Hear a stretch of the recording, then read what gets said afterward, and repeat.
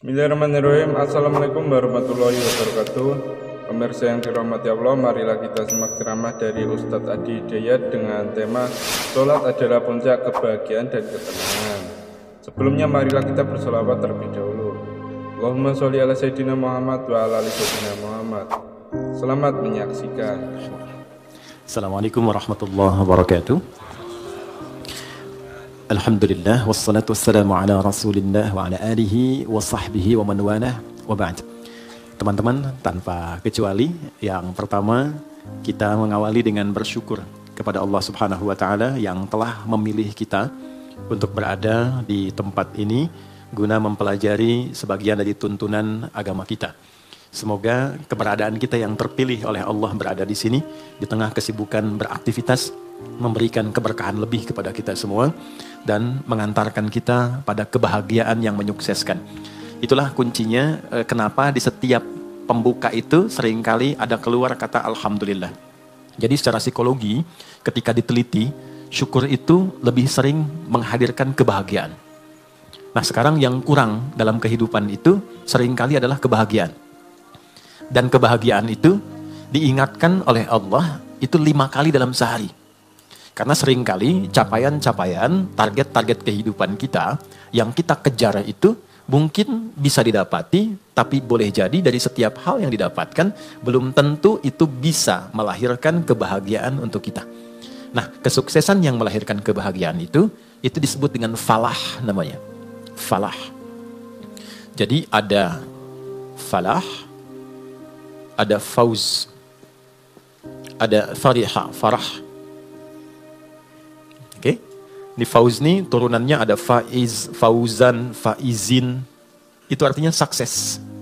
Ya, bekerja sukses misalnya, ya, belajar sukses, berkarir sukses. Itu disebut dengan faz, orangnya faiz. Fauzan, faizin, pemiliknya. Jadi kalau ada yang namanya fauzan, faizin, faiz, faizah, itu artinya orang yang diharapkan sukses dalam aktivitasnya. Tapi kesuksesan itu belum tentu melahirkan ketenangan, kebahagiaan. Tenang, bahagia. Jika ada orang yang dia merasakan ketenangan, kebahagiaan, walaupun mungkin tidak sukses mencapai apa yang ia tempuh dalam karirnya. Dia punya bisnis, dia nggak sukses, tapi perasaan bahagia aja, tenang aja gitu. Ya, dia belajar, IPK pengen 4, jatuhnya 3,2 misalnya. Nggak nyampe, tapi tenang aja. Ya, sukses yang belum tentu didapatkan dari kebahagiaan. Farah namanya. Sifatnya farhan. Farah Queen, jangan Muhammad Farhan.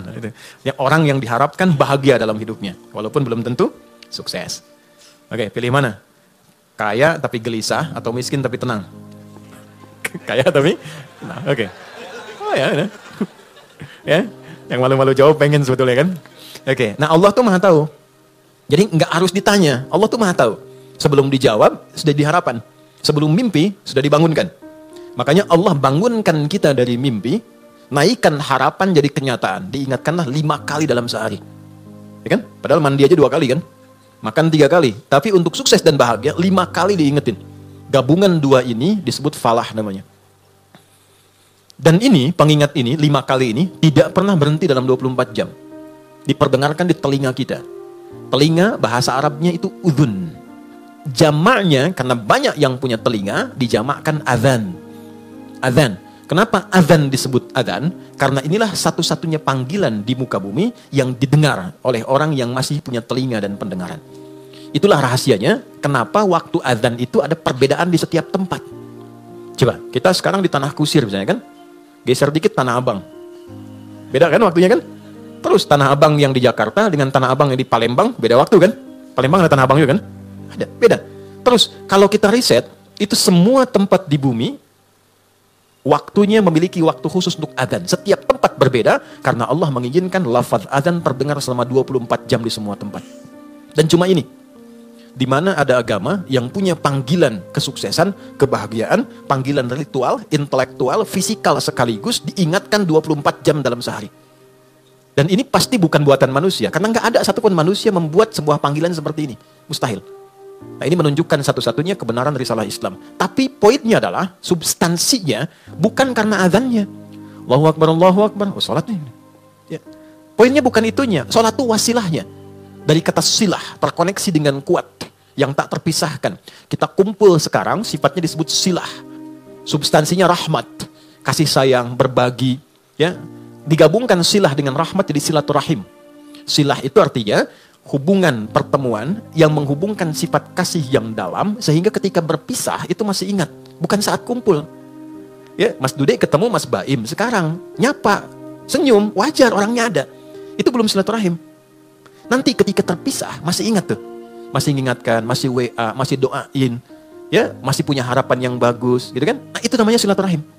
Jadi silaturahim itu nampaknya bukan saat kumpulnya, saat pisahnya. Nah, pertemuan ini melatih kita mengeluarkan aura-aura kebaikan yang terbawa saat kita berpisah. Itu poinnya. Ibadah yang melatih kita terkoneksi dengan Tuhan, dengan Allah, yang ketika kita selesai ibadah itu masih terhubung dan ingat dengan semua petunjuknya, itu disebut sholat namanya. Dari kata silah. Di sholat itu adalah wasilah untuk mengoneksikan kita dengan Allah yang punya segalanya. Yang punya akses Allah. Yang punya rizki Allah. Yang punya kelapangan Allah. Yang punya solusi Allah. Itulah yang menjadikan fitrah kita menyebut namanya saat punya kesulitan kan. Oke, saya sulit, saya telepon si fulan. Saya miss call si fulan, gak terangkat. Walaupun saya sering telepon dia, WA dia, bikin status tentang dia. Ketika punya kesulitan dia gak jawab. Yang terakhir harapannya siapa? Ya, miss call saya terhadap Allah. Khairai yarah. May ya'mal mithqala dzarratin khairai yarah. Maka diberikan, ya Allah gimana cara saya terkoneksi dengan engkau? Allah ajarkan lewat sholat. Nah, sholat itu hakikatnya adalah wasilah yang mengantarkan kita pada pemberian Allah. Pemberian itu 5 nanti. Makanya sholatnya kenapa 5 waktu? Karena 5 ini yang kita butuhkan dalam kehidupan. Dan puncak yang 5 ini adalah falah. Falah. Ketenangan kita butuhkan. Makanya di rumah tangga kan yang pertama tenang dulu, sakinah. Mawadah itu nyusul setelah sakinah. Mawadah itu kan harta yang berlimpah, yang membuat kita nyaman beraktivitas. Ya kan? Mau jalan, ada kendaraan. Di rumah mau ke toilet, nyaman. Mau sholat, enak. Mau tidur, enak. Itu mawaddah namanya. Tapi mawaddah tanpa sakinah, hampa. Dan sholat, faidah pertamanya adalah melahirkan ketenangan. Makanya orang itu kalau sholat, yang didapatkan pertama itu bukan jawaban doa. Tapi tenang. Saya ulang ya. Orang kalau sholat, kan doa kan? Dalam ruku doa, dalam sujud doa, berdiri dia berdoa. Tapi yang Allah berikan pertama kali, bukan jawaban doanya. Yang Allah berikan pertama kali adalah ketenangan yang dihunjamkan pada jiwanya. Makanya baru wudhu aja, aura kita sudah berbeda. Nanti baru berdiri, ke tempat sholat saja, rasa sudah lain. Begitu mulai bertakbir, ketenangan hadir. Walaupun kadarnya beda-beda, tapi kita tidak bisa tolak bahwa ada ketenangan berbeda yang kita rasakan gelombangnya saat sholat yang tidak dirasakan di tempat lain. Nah, makanya tempat sholatnya disebut musolla. Musolla itu tempat sholat. Tapi nggak pakai hak di ujungnya ya. Ya, musolla. Gini, musolla ini, ya, atau tulisnya musalla gini. Ya, kalau pakai h, musallah begini, tempat orang disolatkan. Oh, okay. Anda bikin di sini musallah, tempat disolatkan tuh. Ya. Oke, okay? Musalla, tempat sujudnya, di situ kita sujud. Kalau diperluas namanya masjid. Masjid itu tempat sholat, intinya kan begitu kan?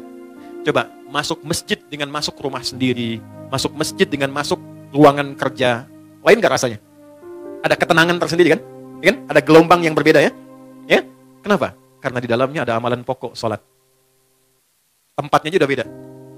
Masuk tenang, sholat 2 rakaat, duduk, belum ngapa-ngapain. Bisa ngantuk Pak, saking tenangnya. Tidur aja kan? Oke, itulah ketenangan yang Allah berikan pertama kali. Ya? Kenapa kita sholat? Karena Allah menginginkan kebahagiaan lekat dalam hidup kita. Baru setelahnya 4 yang lain. Ada jawaban dari doa. Kalau benar sholatnya, karena kita terkoneksi dengan yang punya segalanya, yang mustahil pun menurut manusia, itu tidak ada batas menurut Allah. Ya, tidak ada batas menurut Allah. Banyak kisah viral dalam Al-Quran tentang permohonan yang dipanjatkan dalam sholat untuk mengabulkan persoalan-persoalan yang rumit menurut manusia. Contoh, Nabi Zakaria, pernah dengar ya? Baik ya? Nabi Zakaria, istrinya namanya Eliasobat. Dalam bahasa Latin disebut Elisabeth. Elisabeth itu nama genealogi ke atasnya Eliasobat, istrinya Nabi Zakaria. Adiknya dari Hannah. Hannah itu istrinya Imran. Imran dengan Hannah menikah, kemudian mengandung Hannah, Maryam. Dalam kandungan Imran meninggal. Nanti Hannah melahirkan Maryam, Maryam nanti Bunda Maryam melahirkan Isa alaihissalam. Oke. Maryam punya tempat khusus untuk ibadah, diberi nama mihrab. Salatnya di situ. Salat di situ. Maka di dalam sholat itu tempat menjadi berkah. Secara singkatnya Nabi Zakaria mencoba menunaikan sholat di tempat itu. Dalam sholatnya minta sama Allah, berdoa. Doanya apa? Doa memohon supaya istrinya diberikan oleh Allah karunia bisa mengandung dan melahirkan keturunan. Maaf, vonisnya pada masa itu dipandang monofos dan mandul, tidak mungkin punya keturunan. Perhatikan, karena dalam sholat konektivitasnya pada Allah yang tidak punya batas dalam pemberian. Anda minta pada manusia, punya keterbatasan. Maaf, pandangannya terbatas, semakin jauh tak terlihat. Pendengarannya terbatas, semakin frekuensinya tinggi atau paling rendah tidak terdengar. Akalnya pun terbatas. Maka jangan selalu semua hal harus rasional. Karena sepanjang punya sifat kemanusiaan pasti terbatas. Kenapa pendengaran terbatas, pandangan terbatas, akalnya nggak mau terbatas, itu yang salah. Oke, ketika semua terbatas, kita harus minta pada yang tidak punya batas. Tuhan, Allah. Makanya kalau mentok tuh pasti yang disebut Allah kan? Kalau mentok tuh pasti Allah. Kenapa? Karena kita sadar, fitrah kita menuntun cuma ini yang tidak punya batas. Nah, Allah punya 99 sifat pemberian. Allah punya 99 sifat pemberian disebut dengan Asmaul Husna. Quran surah 17 di ayat 110. 99 ini adalah nama khusus sesuai dengan kebutuhan kita. Jadi nggak harus semua dibaca. Butuh rizki, sebut Ya Allah, Ya Razak. Butuh ilmu, Ya Allah, Ya Alim. Punya masalah, pengen solusi, Ya Allah, Ya Fattah.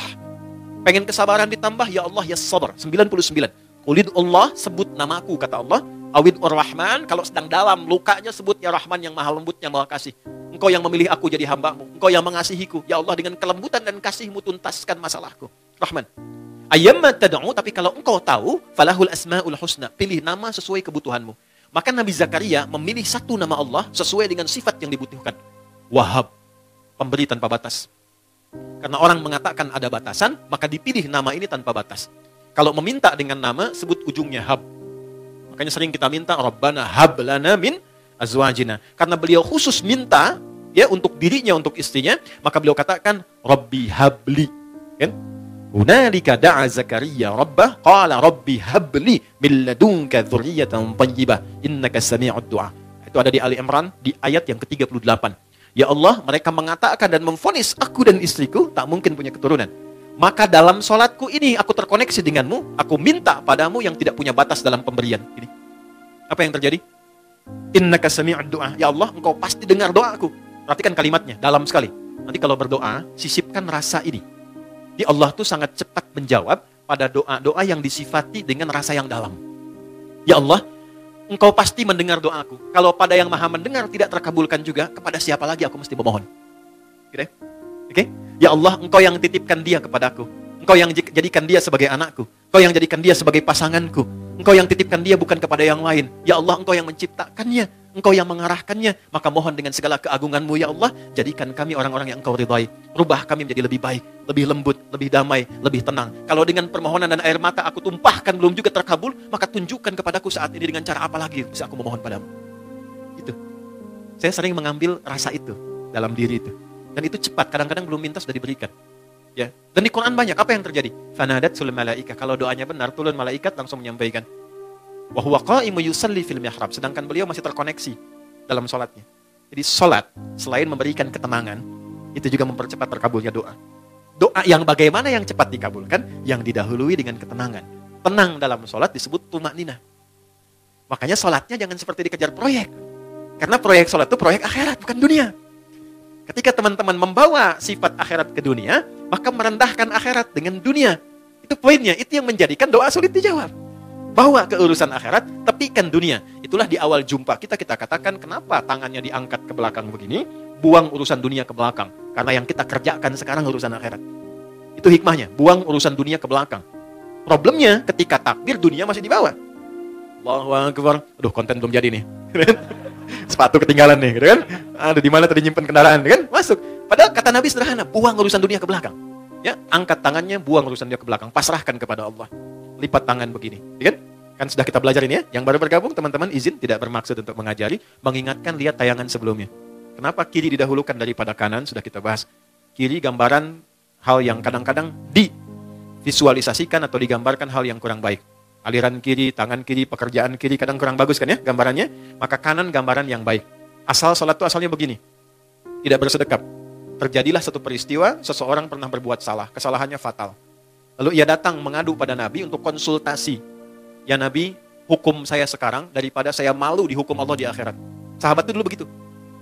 Saya pengen selesai di dunia, nggak mau dibuka di akhirat. Karena kalau di dunia ditutup, viral di akhirat itu lebih banyak. Semua dibuka kan?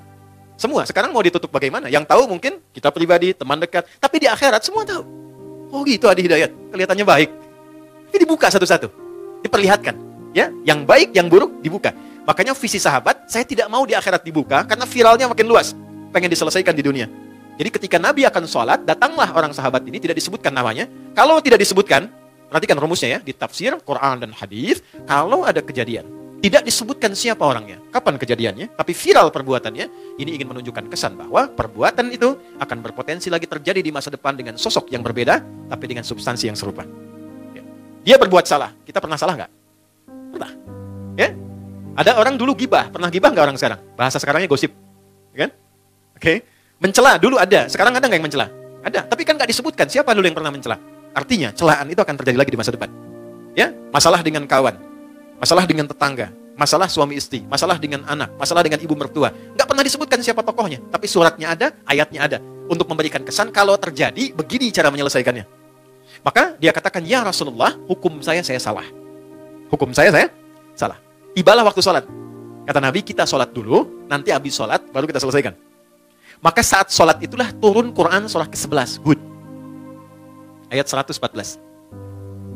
Aqimis sholata tarafain nahar wa zulafam minal lail. Perhatikan, ini indahnya. Innal hasanati yudhibnas sayyi'at. Tunaikan sholat, jangan tinggal.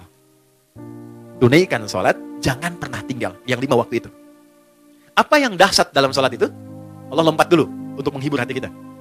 Gak ada orang yang tidak pernah salah, kata Allah. Ya, kecuali Nabi Rasul yang dijaga dari kesalahan, namanya maksum. Di sepanjang bukan Nabi, sepanjang bukan Rasul, pasti salah. Jadi percuma menuntut seseorang itu untuk selalu benar. Karena sifat manusia pasti salah. Ya, kita turunkan babnya ya. Sambil contoh, kami baru pulang dari Mekah, dari Madinah. Terus kita belajar tuh di pelataran Masjid Nabawi, Masjidil Haram. Saya tarik sedikit aja. Nabi itu mengajarkan fikih parenting dengan keluarganya, itu begitu indah. Nggak ada ketegangan, nggak ada kegaduhan, dan rata-rata canda. Makanya saya ngobrol dengan beberapa teman, saya bilang, kenapa sekarang kalau orang belajar parenting serius banget? Bawaannya tegang melulu gitu. Ini kewajiban suami, ini kewajiban istri, ini neraka, ini surga. Padahal yang ditampilkan oleh Nabi, kebanyakan 85%-nya itu canda semua. Karena memang kehidupan rumah tangga itu kehidupan bercanda. Laibun walahun. Canda. Saya teman-teman, kalau di rumah, itu seriusnya sama istri dan anak cuma dalam 3 hal. Sholat, Quran, kedua, jangan maksiat. Jangan bohong, 1. Loh, yang lainnya, turunan-turunannya. Lebihnya canda. Anda boleh tanya sama istri saya. Kalau beliau tanya, istri saya tanya, pasti saya plesetin canda semua. Canda semua. Anak-anak canda semua. Itu semua canda. Kenapa? Karena kehidupan rumah tangga itu gak serius-serius amat. Karena si amat pun tidak serius. Banyaknya canda. Contoh gini. Istri Nabi ada berapa? 9. Ada yang lain? Jangan khawatir ya, saya nggak bahas bab poligami ya, tenang aja. Oke ya. Istri Nabi 9 yang berkehidupan, 11 dengan beliau, 1 yang milkul yamin. Ya. Pembahasan detailnya nanti. Singkatnya begini. Dari sekian itu, kenapa Nabi diizinkan menikah lebih daripada 4 istri? Kenapa diizinkan? Saya sering sampaikan. Maaf, ini rahasianya teman-teman. Karena seluruh istri Nabi itu mewakili semua karakter perempuan di muka bumi. Itu rahasianya. Jadi nanti ada yang suka mengajar, suka belajar dan mengajar, ikuti Sayyidah Aisyah. Ada yang suka fashion, ada perempuan suka fashion ada. Nanti modelnya Sayyidah Zainab. Ada yang suka bikin kue. Sayyidah Saudah binti Zam'ah. Yang bikin kue ini usianya udah 70 tahun ke atas. Sepuh. Tapi nggak pernah Nabi masuk ke rumah beliau, ke kamar Sayyidah Saudah itu di samping Sayyidah Aisyah. Jadi kalau ini yang kubah hijau itu di atas ya. Kubah ini, kubah hijau ke bawah kan ada kamar ya. Ini kamar Sayyidah Aisyah, ini kamar Saudah binti Zam'ah. Sayyidah Saudah binti Zam'ah. Ini sudah sepuh. Hobinya bikin makanan. Nabi pulang sedang bikin adonan tepung. Itu tepung adonannya dicolek oleh Nabi, kemudian dicolekkan di kedingnya dan ketawa bersama. Kalau bahasa kita tuh panggil sayang. Sayang apa kabar? Dia masih ketawa. Ya, kapan kakek nenek kita tuh panggil sayang pada pasangannya tuh? Anda bisa kebayang nggak? Jadi semua masuk ke rumah itu semua hiburan. Ada istri Nabi yang senang curhat, ada. Kalau ke rumah tuh cerita, kan?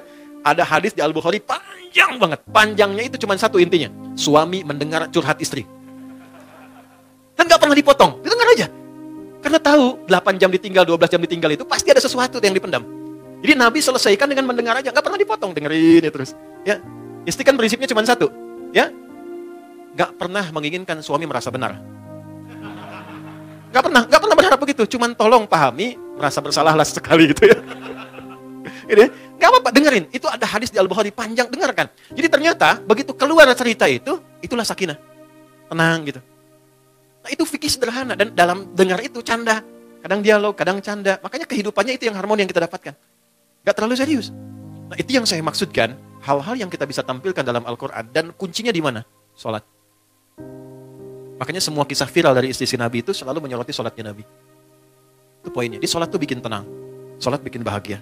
Sholat bikin terkabulnya doa. Gitu. Bukan cuma es krim. Ustaz punya hadiah nanti. Boleh? Ini Ustaz punya hadiah. Oh, nih. Bulan nanti sama matahari sekalian. Ya. Ganti ya. Iya. Nanti sama Tante Bulan bilang sama Om Matahari sekalian.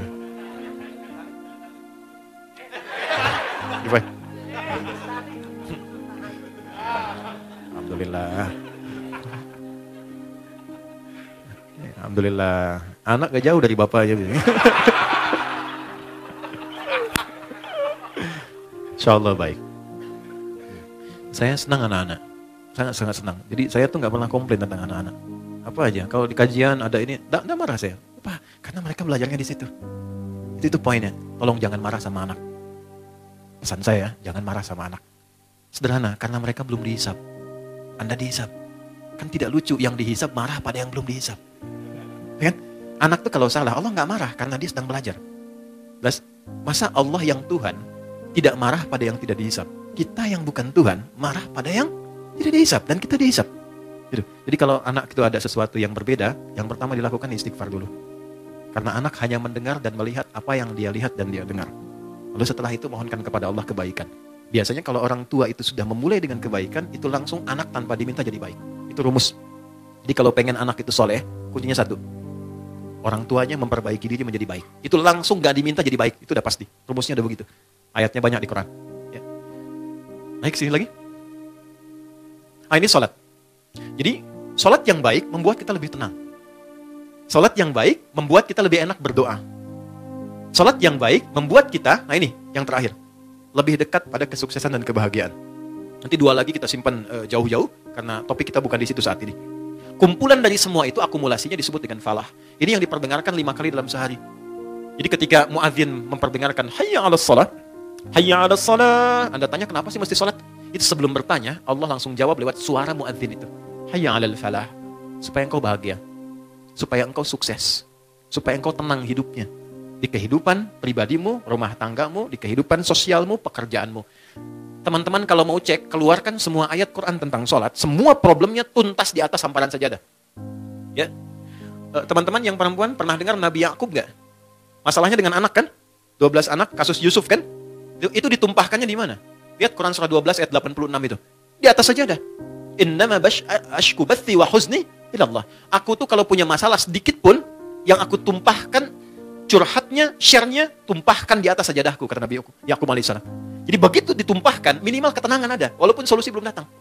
Gak percaya silakan ya, punya proyek misalnya kan, belum jadi nih, ada tantangan, ada problem, bawa lewat sholat, tumpahkan di atas sajadah. Begitu keluar air mata, ketenangan tiba. Ini tenang itu mahal, walaupun proyeknya belum tuntas, tapi ketenangan ada.